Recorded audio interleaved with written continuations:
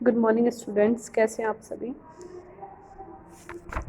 Students. आज हम fourth chapter का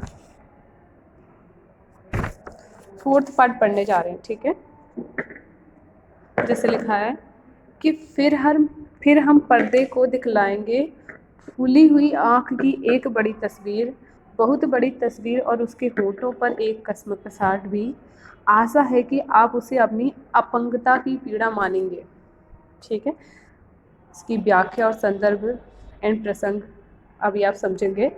देखो, मैंने कल आपको बताया था कि इस चैप्टर में जो कवि हैं उन्होंने यहाँ पर यही बताया है कि दूरदर्शन वाले जो होते हैं वो एक अपाहिज व्यक्ति को या एक अयोग्य व्यक्ति को किस तरह से प्रश्न पूछ पूछ कर उसके दुख या उसकी पीड़ा को क्या करते हैं, उजागर करते हैं, या उसकी दुख या पीड़ा को उभारने की कोशिश करते हैं। ठीक है, तो कल आपने देखा था कि बहुत सारे दूरदर्शन वालों ने मुझसे बहुत सारे प्रश्न पूछे थे, जिससे वो क्या कर रहे थे, प्रश्न पूछ कर, जबकि वो जो अयोग्य व्यक्ति है वह उनके प्रश्नों का जवाब भी नहीं दे पा रहा था, लेकिन फिर भी वह उससे उसके दुख का आनंद ले रहे थे। ठीक है, संदर्भ आपको खुद लिखना है। प्रसंग में आप क्या लिखेंगे कि इन पंक्तियों में कवि ने उस असहाय अपाहिज की कटुतर प्रश्नों को सहन न कर पाने के कारण रो देने के बाद की स्थिति का वर्णन किया है, जो कि उसकी पीड़ा को व्यक्त करती है। ठीक है, यानी कि दूरदर्शन वालों ने उस अयोग्य व्यक्ति से या उस कमजोर व्यक्ति से इतने सारे प्रश्न पूछे और ऐसे ऐसे प्रश्न पूछे कि अंततः उसे रुलाने पर या रोने पर मजबूर कर दिया, और रोने के बाद की जो स्थिति होती है उस स्थिति को या उस पीड़ा को उन्होंने यहाँ पर व्यक्त किया है। ठीक है, अब हम व्याख्या पढ़ेंगे। तो व्याख्या में क्या पढ़ेंगे कि प्रस्तुत पंक्तियों में काव्य के उस दृश्य का वर्णन है जिसके उद्देश्य से यह टीवी कार्यक्रम बनाया गया। ठीक है, फिर किसी अयोग्य व असहाय व्यक्ति को अपने जीवन में जिन कष्टों को झेलना पड़ता है उस दृश्य को कवि ने प्रस्तुत किया। कार्यक्रम के प्रस्तुत करने वालों के प्रश्नों व कमजोर बेबस व्यक्ति को कवि ने यहाँ पर प्रस्तुत किया है। ठीक है, कार्यक्रम के जो प्रस्तुत करने वाले प्रश्नों में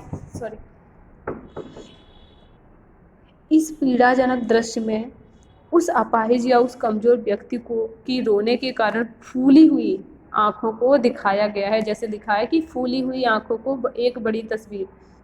ठीक है, फूली हुई आँखों को या उसकी दुखदाई आँखों को का जो वर्णन है या जो उसका दृश्य है वह क्या किया है, उस चित्र को पर्दे पर विस्तृत रूप से दिखाया है, यानी कि उसको बड़े रूप में दिखाया है।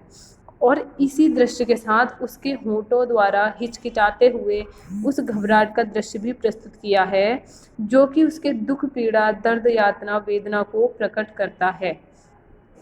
ठीक है, जैसे कोई व्यक्ति दुखी है और उससे हम इस तरीके के प्रश्न पूछते हैं तो वो क्या करता है, वो अपने दुख के कारण रो पड़ता है, और जब रो पड़ता है तो वो अपने कुछ भी उसके होठों से वो बोल नहीं पाता है और वो बोलने में घबरा जाता है, हिचकिचा जाता है। तो उस दृश्य को भी यहाँ पर दूरदर्शन वालों ने उसकी पीड़ा, उसके दुख को यहाँ पर हमारे सामने प्रकट किया है। ठीक है, या प्रस्तुत किया है। कार्यक्रम के संयोजक जो चाहते थे कि इस दृश्य द्वारा एक अपाहिज की पीड़ा को दर्शक वर्ग समझ सके, कार्यक्रम वाले क्या चाह रहे थे कि इस दृश्य द्वारा एक अपाहिज की पीड़ा को दर्शक वर्ग समझ सके। ठीक है, अब इसका भाव काव्य सौंदर्य लिखेंगे। काव्य सौंदर्य में फर्स्ट पार्ट होता है भाव पक्ष। तो यहाँ पर यही भाव निकल के आ रहा है कि कवि द्वारा शारीरिक चुनौती झेलते लोगों के प्रति संवेदनशील नजरिया अपनाने के लिए उनके करुण व पीड़ाजनक दृश्य को दिखाया गया है। ठीक है, कला पक्ष में भाषा की सरलता व स्पष्टता भावों की प्रवाहमयता में सहायक है, और शब्दों की नवीनता और उर्दू शब्दावली का प्रचुर मात्रा में प्रयोग किया गया है। ठीक है, व्याख्यान शैली द्वारा करुणा इसको प्रकट किया गया है, यानी कि यहाँ पर जो व्याख्या शैली है उसमें सबसे ज़्यादा क्या है, करुणा शैली का प्रयोग किया गया है। ठीक है, और साधारण शब्दों में कवि ने यहाँ पर गंभीर विचार को हमारे सामने प्रकट किया है। ठीक है, अब आप इसकी प्रसंग सहित व्याख्या लिखेंगे। ओके।